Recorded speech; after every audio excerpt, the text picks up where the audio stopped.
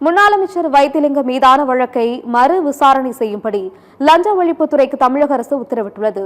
2016ஆம் ஆண்டில் பெருங்களத்தூரில் அடுக்குமாடி குடியிருப்புகள் கட்டுவதற்காக தனியார் நிறுவனம் அனுமதி கோரியது.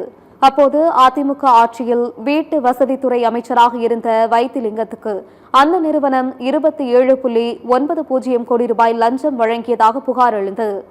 அதன் பேரில் வைத்திலிங்கம், அவரது மகன்கள் மற்றும் 11 பேர் மீது ஊழல் தடுப்பு சட்டத்தின் கீழ் வழக்கு பதிவு செய்யப்பட்டது. இந்த வழக்கு விசாரணை லஞ்ச ஒழிப்பு வழக்குகளை விசாரிக்கும் சிறப்பு நீதிமன்றத்தில் நடைபெற்று வந்தது.